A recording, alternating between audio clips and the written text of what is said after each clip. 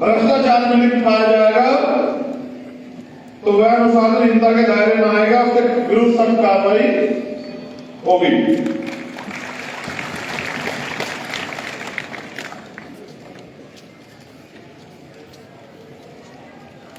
धन्यवाद। आपसे बात कर लेते हैं। दो सवाल हमारी साथियों ने मुझे दिए हैं जिसका जवाब आप मुझे दे दें तो मैं बिल्कुल दूंगा। उससे पहले मैं आपसे जानना चाहता हूं क्या बाबा साहब का सपना पूरा हो गया क्या?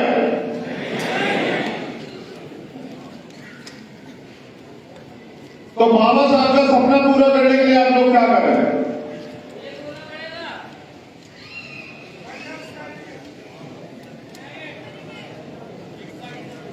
मैं आपको बस बता रहा हूं, आप लोग जानो, आपके काम आए, आगे बढ़ने का मौका देगा आपको ये। मैं अपनी बात की शुरुआत बाबा साहब अम्बेडकर के एक संदेश से करना चाहता हूं और वो संदेश आगरा की पवित्र धरती पे 18 मार्च 1956 को बाबा साहब अम्बेडकर ने दिया था। उन्होंने कहा कि मैं बड़ी कठिन परिस्थितियों में तमाम तरह के अन्याय, आरोप, अत्याचार, अपमान को सहकर इस कारवा को यहां तक लेके आ पाया हूं। अगर आप इसको आगे नहीं बढ़ा सकते तो इसको पीछे मत जाने देना। उन्होंने ये भी कहा कि मुझे मेरे पढ़े लिखे लोगों ने धोखा दिया। उन्होंने उसके बाद जो कहा वो बहुत महत्वपूर्ण है और उन्होंने कहा कि अब मैं बूढ़ा हो चुका हूं, परेशान रहता हूं, मुझे नींद नहीं आती, मैं अपने जब चारों ओर देखता हूं तो मुझे एक भी नौजवान नहीं दिखाई देता जो इस तंबू का बंबू बनके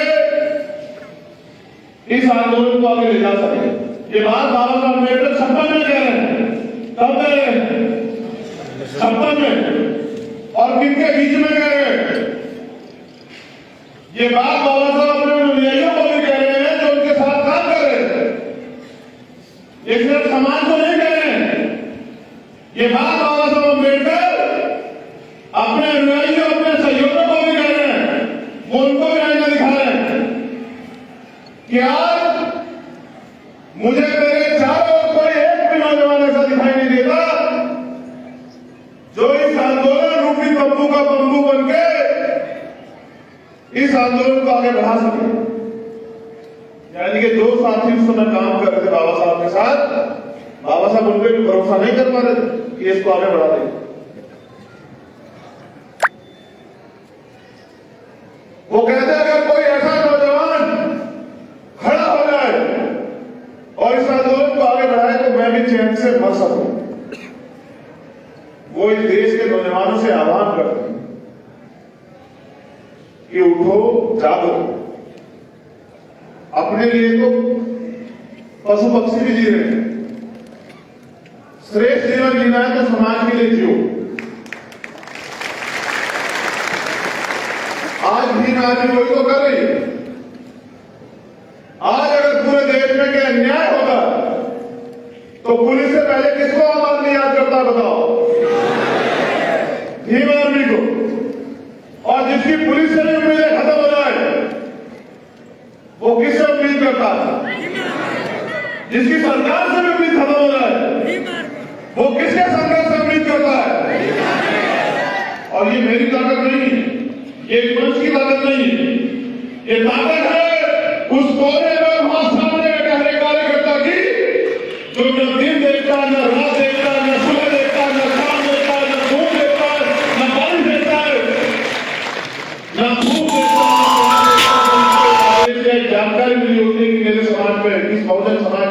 भ्रष्टाचार हुआ है, फिर उसको रोकने वाली ताकत जो है वो भी सरकार के पास नहीं। इसी क्रम में यहां सीएचए के भाई बहन भी आए हुए हैं मेरी जानकारी में। जो लोग राजस्थान सीएचए के जो भाई बहन हैं वो मेरे सामने वो भी आए हुए हैं और उन्होंने मुझसे कहा था कि भाई सरकार हमारी बात नहीं मान रही है, आपको हमारा साथ देना होगा। मैंने उनसे वादा किया था कि हमारा अधिवेशन खत्म हो जाने दो, इस राजस्थान सरकार की भी अगर ठीक करने का काम भीम आर्मी के लोग करेंगे।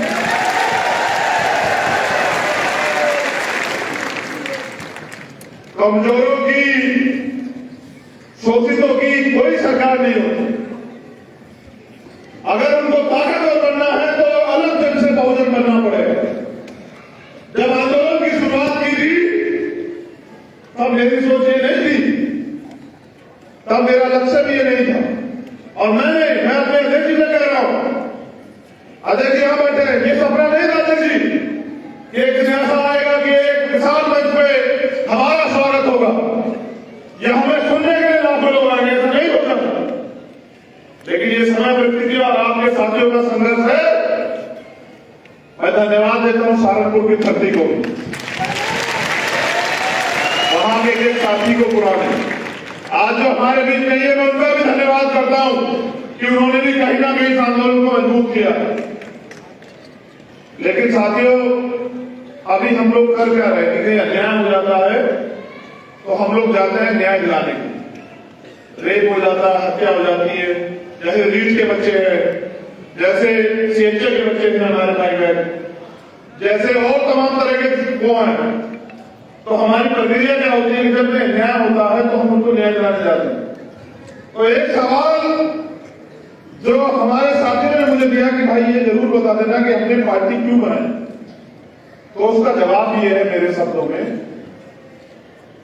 आप सब लोग यहाँ उपस्थित है, 22-23 स्टेट की टीम के रिप्रेजेंटेटिव, प्रदेश अध्यक्ष या कोई साथी मौजूद है।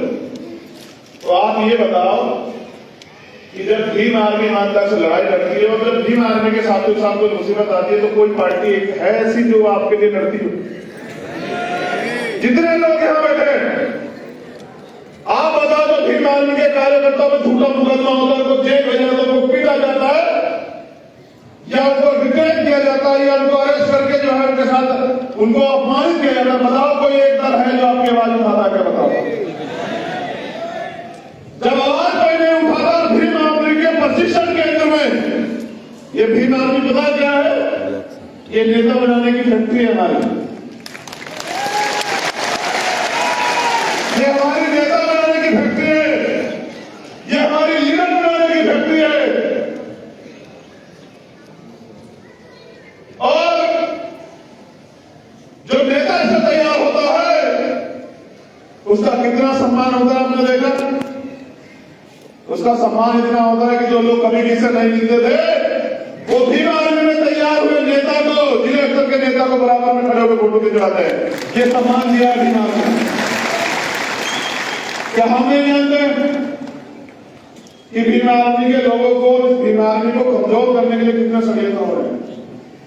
लेकिन भीम आर्मी तब तक कमजोर हो नहीं होगी, भीम आर्मी तब तक जो है टूटेगी नहीं जब तक इसका कार्यकर्ता लड़ना बंद नहीं कर देगा। जिस दिन इसका कार्यकर्ता लड़ना बंद कर देगा, नेताओं की क्या हैसियत है? नेता से कार्यकर्ता नहीं होते, कार्यकर्ताओं से नेता होता है, समाज से नेता होता है। मैंने बहुत सोचा, मैंने इस मंच पे हमारे आदरणीय अध्यक्ष जी उपस्थित हैं, हमारे संत भी उपस्थित हैं, लेकिन मैंने ये सुना है कि जिनका राजनीतियों का धर्म नहीं चलता, जिनका राज होता है उनका धर्म आगे बढ़ता है। और ये मैंने सवाल पिछली बार में छोड़ा था बहुत बड़े मंच पे कि दुनिया में भारत से क्या बुद्धिज्म आज यहाँ सुनते क्यों, इसका कारण क्या है? तो इसका एकमात्र कारण ये है कि यहाँ उस विचारधारा को मानने वाले लोगों का राज, और तानाशाही कोई करे, चाहे वो भारत के प्रधानमंत्री हो या श्रीलंका के प्रधानमंत्री हो, तानाशाह का हाथ एक जैसा होता है, उनको छोड़ के भागना पड़ता है। कल श्रीलंका में था, जिस दिन भीम आर्मी के लोग अनुशासन में तैयार हो जाएंगे, ये भारत में भी होगा, आप देख लेना। जन आंदोलन भारत में इसलिए नहीं खड़ा होता मेरे साथियों, क्योंकि अभी हम जातियों में बैठे हुए हैं। आज मैं दलितों की तरफ से नहीं बोल रहा हूं, आज मैं अलग दिनों की तरफ से नहीं बोल रहा हूं, और मुझे अपने मनाओ भी मत। मेरी एक ही पहचान है, मैं बहुजन। ये आंदोलन 15 बनाम 85 का है, और इस देश में 85 लाख करेंगे, इसकी तैयारी भी हमें करनी पड़ेगी,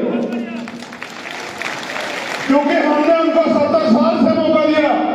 सारी सरकारें उनकी बनी, स्टेट की और सेंटर की।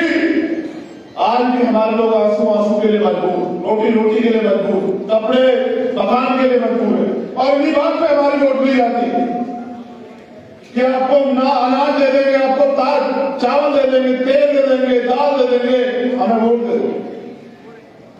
मैं बहुत गहराई से भारतीय राजनीति का अध्ययन करता हूं,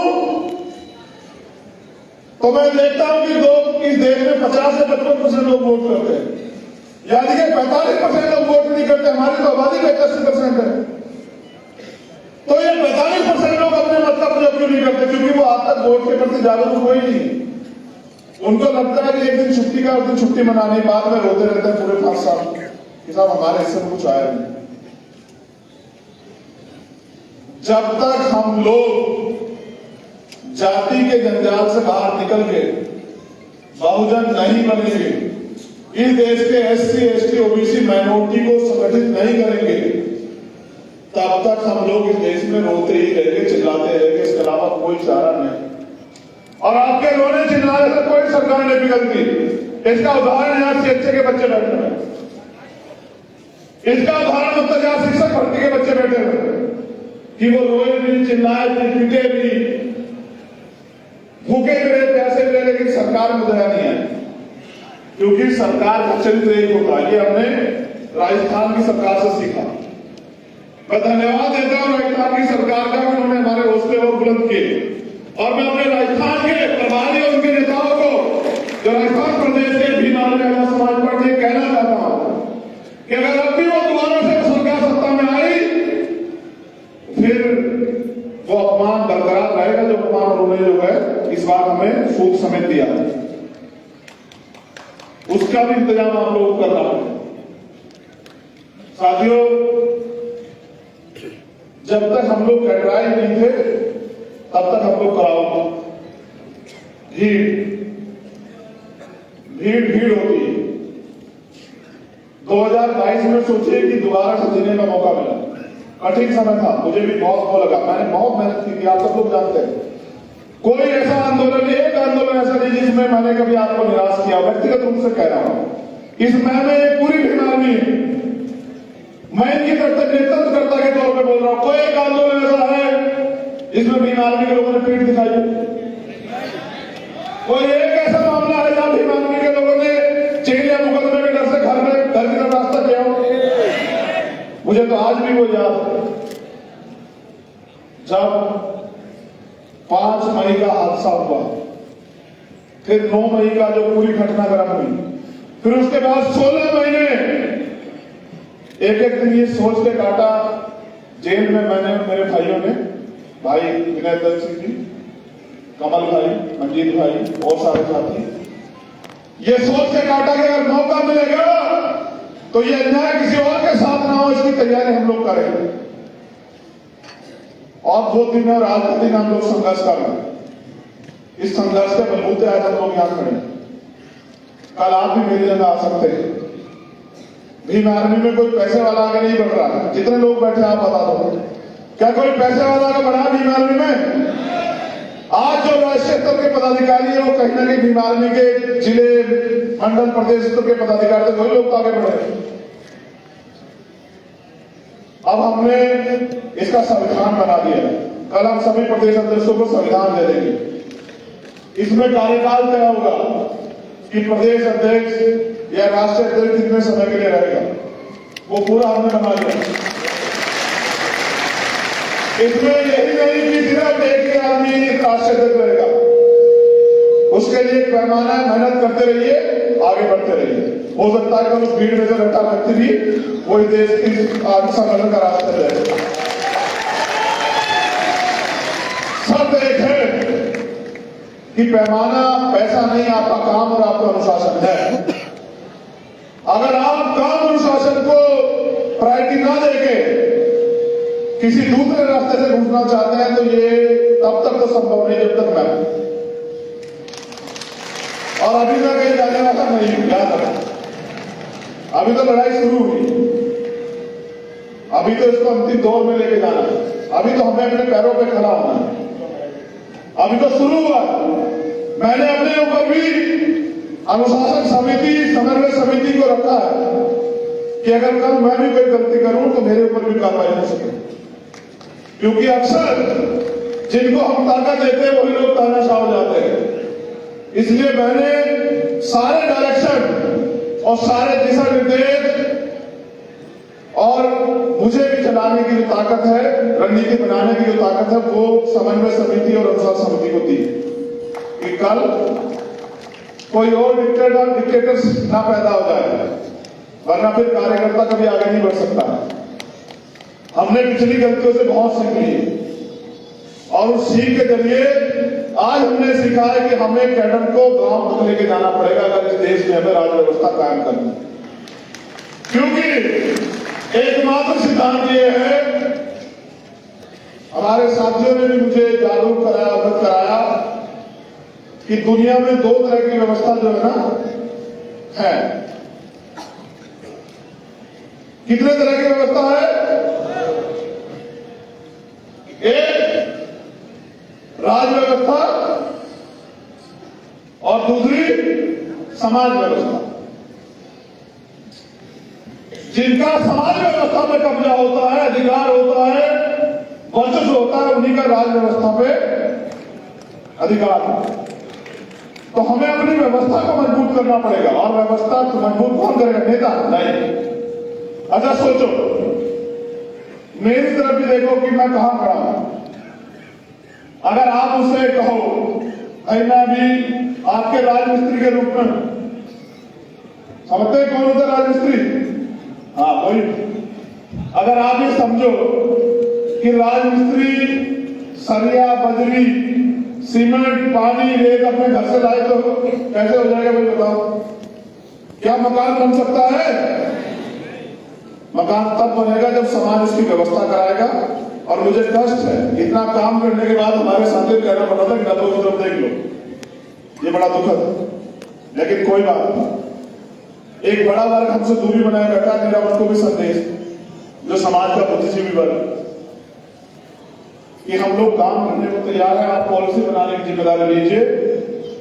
आपका अनुभव, हमारा संघर्ष मिलकर जो है देश में हम लोग राज्य व्यवस्था कायम करेंगे। आप बुनियाद नींव बन के जो है वो काम कीजिए, क्योंकि नींव जो होती है ना, नींव अगर वो ढकी रहे तो बहुत अच्छी, अगर नींव दिखने लगती है ना तो यानी कि बुनियाद अगर दिखने लग जाएगी तो जो निर्माण कार्य जो बन रहा है वो गिर जाएगा। इसलिए नींव को ना दिखे। जो हमारा कर्मचारी अधिकारी वर्ग है, मैं उनसे बात कह रहा हूं कि भाई अब आप भी अपनी जिम्मेदारी तैयार करो। आज दिल्ली में अधिवेशन बता रहा है कि हमने कमर कस ली है कि 2024 से पहले जो लक्ष्य मैं आपको दूंगा, टारगेट बना जो मैं आपको दूंगा, उसको पूरा करके हम हर कीमत पे यहां भारतीय जनता पार्टी को सरकार बनाने से रोकेंगे। क्योंकि भारतीय जनता पार्टी की सरकार ने एक एक करके हमारे सारे अधिकार वापस जो है छीन के और मनुस्मृति को देश में लागू करने का जो है मन बना रखा है। और वो लोग इस बात को, उनके धार्मिक गुरु, उनके सामाजिक लोग, वो लोग इस बात को कहते भी रहते। इसलिए क्योंकि गुलामी नहीं सहनी है, इसलिए किन आर्मी की जिम्मेदारी बनती है कि जो किन आर्मी को काम दिया गया है वो उस काम को करे, और वो काम कैडर के माध्यम से हम लोग बता दे रहे हैं। आप टारगेट सुन लीजिए, मैं आपको टारगेट बता रहा हूं, नोट कर लीजिए सभी प्रदेश अध्यक्ष और कार्यकर्ता साथी भी नोट कर लें। इन टारगेट को पूरा करना है 2021 से 2022 तक, 22 से 23 तक।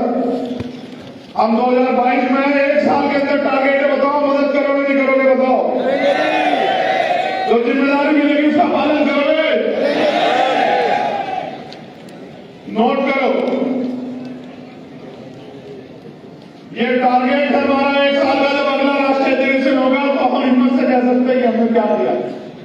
मैंने तो सोचा था कि आप आज हमारे प्रदेश अध्यक्ष बताएंगे कि मेरे दिन प्रदेश में 25 जिले मैंने जबरदस्त संगठन बना दिया, बहुत मजबूत संगठन, और मैंने 1000 से ज्यादा मामलों में न्याय खिलाफ लड़ा करके न्याय दिलाया।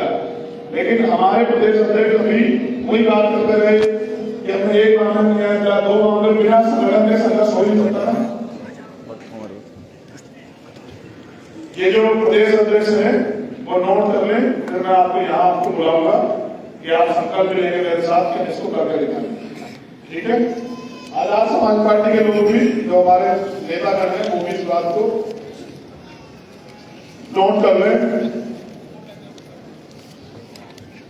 जो घोषणाएं कर रहा हूं उनको पूरा करके दिखाओगे तो दिखाओगे? बताओ। बेइज्जत तो नहीं करवाओगे देश में मुझे? पहली घोषणा, हमें प्रदेश में 5 प्रदेश स्तरीय लीडर तैयार करने हैं। हमें प्रदेश में 5 प्रदेश स्तरीय लीडर तैयार करने हैं। समय परिस्थिति के अनुसार उनको कार्य करने का मौका देना है। जैसे अगर एक फेल हो जाता है तो उसका काम बी करेगा, बी फेल हो जाता है उसका काम सी करेगा, सी फेल हो जाता है उसका काम डी करेगा। 5 ऐसे प्रदेश स्तरीय नेता होने चाहिए जो अपने दम पे प्रदेश की सरकार को हिलाने की हिम्मत रखते हैं और अपने संगठन को चलाने की हिम्मत रखते हैं। एक नेता से काम नहीं चलेगा। एक चंद्रशेखर आजाद तैयार कर दिया, 5 चंद्रशेखर आजाद तैयार करने पड़ेंगे राष्ट्रीय स्तर पे। 1 साल के अंदर ये आपकी जिम्मेदारी है। हर जिले में हमें कम से कम 10 ट्रेनर्स तैयार करने हैं जो कैडर देने का काम करेंगे। प्रत्येक जिले में 10 ट्रेनर मिशन 78 के सहयोग से जो कैडर देने का काम करेंगे। 1 साल का टारगेट है 2023 तक हर जिले में। और कैडर देना सीखिए, पहले कैडर लीजिए फिर देना सीखिए। और जिस दिन आप कैडर को आत्मसात करेंगे उस दिन आप असली मिशनरी बनेंगे। रोजगार से युवाओं को, बहनों को, भाइयों को कैसे जोड़ना है, इसका प्रोग्राम हमें अपने अपने प्रदेश में बनाना पड़ेगा। कोई भी भर्ती, कोई भी नियुक्ति निकलती है, बैंगलोर में निकलता है, तो हमें उसके लिए टीम बना के अपने युवाओं को जागरूक तैयार करना पड़ेगा कि ये भर्ती आई है, आप लोग इसको वो करो, या बिजनेस मॉडल बना के अपने लोगों को रोजगार से जोड़ना।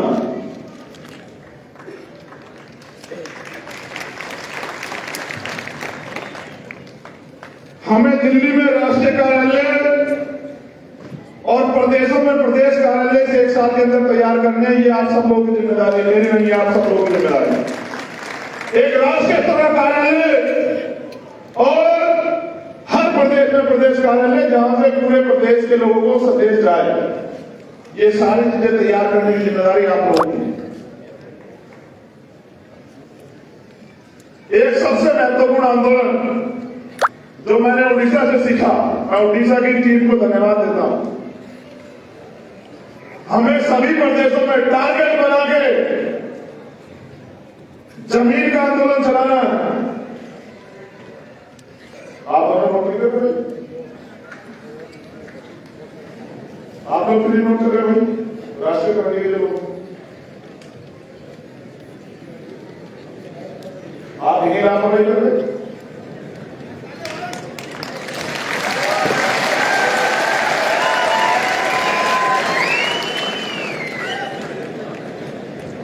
कल किससे पूछते करोगे? नहीं, राष्ट्रीय कमेटी के लिए भी कहा सब लोगों को नीचे बैठे सबको नोट करना है। आप तो आप ही लोग करवाओगे ना, कहां से करवाओगे? आप नाम नहीं करवाओगे। हमें सभी प्रदेशों में जमीन का आंदोलन चलाना है। गौर से सुने लेना। SC, ST, OBC माइनॉरिटी के कितने लोगों पे खेती और रहने के लिए जमीन है, हमें इसकी डिटेल तैयार करवानी है। और जहां नहीं है, हम आंदोलन चला के सरकार से SC, ST, OBC के लोगों को खेती के लिए जमीन और रहने के लिए जमीन दिलाने का काम जो है ना, हम राष्ट्रीय स्तर पर करेंगे। इसका पूरा डाटा दिल्ली से लेके और जम्मू से लेके उड़ीसा, झारखंड, तेलंगाना, केरला, कर्नाटका सब जगह का होना चाहिए। ये प्रदेश के अध्यक्षों की जिम्मेदारी है।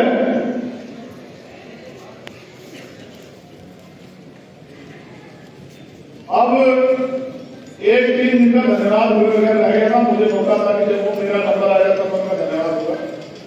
मैं अपनी बहुजन मीडिया का भी धन्यवाद देता हूं। अगर ये बहुजन मीडिया ना हो तो कितनी प्यारी घटना दब जाए, कितनी घटनाएं जो है ना वो दबा दी जाए, क्योंकि मनु मीडिया कब से हमारे आवाज उठाने लगा। मैं बहुजन मीडिया के एक साथी का दिल से धन्यवाद करता हूं कि आप लोग बहुत अच्छा काम कर रहे हैं। महामानव तथा खुद और महापुरुषों पर प्राप्त बने रहे। आज आपके यूट्यूब चैनल, कल आपका नेशनल चैनल भी बने, मेरी आपके लिए शुभकामनाएं। लेकिन हमें एक IT सेल भी पूरे देश में तैयार करना है, क्योंकि इनकी पैसे की मीडिया का सामना करने के लिए हमने अपना मीडिया होना चाहिए, होना चाहिए। बताओ, बहुजन मीडिया के साथी काम करते हैं, लेकिन आपको अपना बनाना पड़ेगा, नहीं बनाना पड़ेगा कि मेरे द्वारा या राष्ट्रीय कमेटी या किसी भी प्रदेश कमेटी द्वारा दिशा निर्देश कुछ घंटों में आप तक पहुंचा, बनाना पड़ेगा, नहीं बनाना पड़ेगा। हाँ, और इसी के उसमें हमारे एक साथी हैं आवेश जी, उनका धन्यवाद देता हूं, जो महाराष्ट्र राष्ट्रीय कोर कमेटी के मेंबर हैं। अगर वो यहां हो तो खड़े हो जाए। क्या यहां है आवेश जी? कहां है वो? अपनी मेहनत की कमाई से हमारा जो है मीडिया की वेबसाइट जो है तैयार करा रहे हैं। मैं उनका धन्यवाद देता हूं, क्योंकि बिना अपने मीडिया के अपनी सच्ची बात जाएगी। उस मीडिया में पूरे देश में आने वाले भी नागरिक आंदोलन संघर्षों को जो है ना जगह मिलेगी, और समय समय में मेरे यहाँ और साथियों द्वारा कही गई बात आप तक पहुंचेगी। बहुत जल्द मैं उसका बहुत जिम्मेदारी से इनोवेशन करूंगा। मैं आपको सबको सूचना दूंगा बहुत जल्द उसकी। जो सबसे इंपोर्टेंट काम है भीम आर्मी के साथियों का, हमें सभी प्रदेशों में युद्ध स्तर पर संकल्प लेकर 1 लाख पाठशालाएं 1 साल के अंदर खोलनी। 1 लाख भीम आर्मी पाठशाला हर स्टेट के अंदर युद्ध स्तर पर तैयारी करके जिला, विधानसभा, मंडल, तहसील के लोगों को जिम्मेदार देके 1 साल के अंदर 1 लाख पाठशालाएं पूरे भारत में हमें खोलनी है। टारगेट बना के हिमाचल में भी खोलनी है पाठशाला, क्योंकि मैंने आज ही अखबार में पढ़ा, एक दिल्ली की जो सरकार है जो कहती है कि बाबा साहब का भगत सिंह का फोटो लगाना है। मैंने पढ़ा पंजाब से जब न्यूज आई थी कि 2 लाख शेड्यूल कास्ट के बच्चे सिर्फ उन्होंने छात्रवृत्ति का पैसा नहीं दिया, उनको पढ़ाई छोड़नी पड़ी। ये जो है बाबा साहब की फोटो दिखा के हमारे वोट छीनने वालों का सच है। जो लोग बाबा साहब की फोटो दिखाकर कहते हैं कि हम बाबा साहब का आंदोलन चला रहे हैं, उनके सपनों का वो कर रहे हैं, उनको ये भी नहीं पता बाबा साहब के सपने क्या थे। इसलिए एजुकेशन के बिना, क्योंकि ज्ञान से जानकारी बढ़ेगी, जानकारी के बाद हम लोग सवाल करना सीखेंगे। तो 1 लाख पाठशाला खोलने कितने साथी मदद कराएंगे? हाथ खड़े करके बताओ। अच्छा, हाथ खड़े रखने के बाद इतने लोग अगर ईमानदार में तुम लोग साथ दे दो ना, तो मैं दिल्ली पहुंच जाऊंगा 5 साल में।